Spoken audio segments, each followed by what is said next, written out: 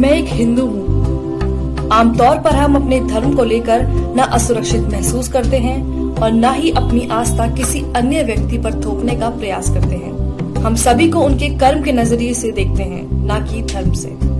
लेकिन आजकल मेरे समाज और मेरी धार्मिक भावनाओं को ठेस पहुंचाना कुछ लोगों की आदत बन गई है। इंडिया की पहली प्लास्टिक सर्जरी इंडिया में हुई है, पता है किसकी?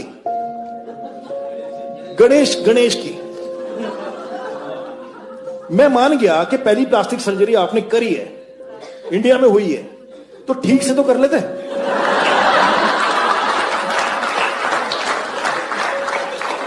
इसको देख के तो यही लगता है कि गांजा फूक के नहीं करना चाहिए सब। क्या ये इन्हें किसी तरह से ज्यादा बुद्धिजीवी बनाता है?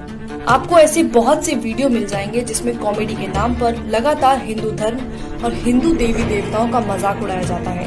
Indian women just celebrated Karwa Chauth, or as I like to call it, Karwa. और सबसे ज्यादा अचरज की बात तो ये है कि इनकी कॉमेडी में जो आम बात है वह हिंदू है। Like इसमें हिंदुओं को जिंदा जला दिया। Like, fuck, that's bad. मरने के बाद जलाते ना। ये लोग मेरी धार्मिक भावनाओं को ठेस पहुंचाते हैं और लोगों को मेरे ही धर्म के बारे में झूठी बातें बताकर मेरे ही भगवान को नीचा दिखाते हैं और उम्मीद करते हैं कि मैं इनके घटियापन पर हंसूं। गणपति बाप्पा मोरिया, शीला की जवानी, गणपति बाप्पा मोरिया, मुंडी है हरामी। At one point we just start banging our nipples for some reason.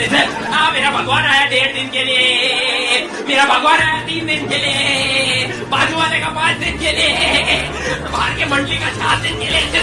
भुगता नहीं है क्या यार इन लोगों को? पहले मुझे लगता था कि ये लोग मोदी सरकार के खिलाफ हैं और उनका विरोध कर रहे हैं, लेकिन अब मेरे साथ साथ बहुत से लोगों को ये पता चल चुका है कि ये लोग सरकार के साथ साथ मेरे धर्म को भी नीचा दिखाने की मंशा रखते हैं।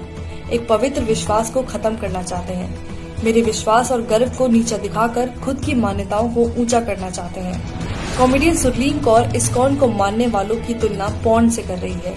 आप सबको मैं बता दूं, बेशक हम सब इस्कॉन वाले हैं, पर अंदर से सब हरामी पॉर्न वाले हैं।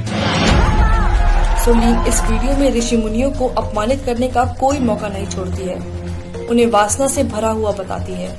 सबसे ध्यान लगा के जो चीज की जाती है वो है मेडिटेशन। मैं नहीं मानती, क्योंकि जितनी ध्यान लगा के हम फोन देखते हैं शायद कोई दूसरा काम करते होंगे। सुरलीन कहती हैं कि संस्कृत का इस्तेमाल करके ऋषि मुनियों ने अपने बड़े बड़े कांड छुपाए हैं। धन्य हो हमारे ऋषि मुनि जिन्होंने थोड़ी सी संस्कृत यूज करके अपने बड़े बड़े कांड छुपाए हैं। कामा ये सब सुनना किसी मानसिक उत्पीड़न से कम नहीं है। कॉमेडियन मुनव्वर फारूकी खुलेआम मंच से भगवान राम और माता सीता के लिए अभद्र भाषा का इस्तेमाल कर रहा है। लाइक अगर भगवान को रिस्पॉन्स करें, वो गाना कैसा है ना, लाइक मेरा पिया अगर है और राम जी डोंट गिव। मेरा पिया घर है, राम जी, मैं 14 साल से खुद घर नहीं गया। एंड अगर सीता ने सुन लिया तो वो तो डाउट करेगी। और सामने बैठे दर्शक बेशर्मों की तरह अपने ही भगवान पर हो रही अभद्रता पर हंस रहे हैं। इनके लिए कितना आसान है हिंदू देवी देवताओं का मजाक उड़ाना, लेकिन जब बात किसी और धर्म की आती है तो इनकी जुबान पर ताला लग जाता है। मुझे समझ नहीं आता कि इन लोगों को हिंदुत्व और मोदी सरकार एक दूसरे के पर्याय क्यों लगते हैं और राजनीतिक पार्टी का मजाक उड़ाने की आड़ में मेरे धर्म का मजाक क्यों बनाते हैं। मैंने तो नहीं देखा कि मेरे धर्म ने दुनिया में किसी को कभी भी हानि पहुंचाई हो।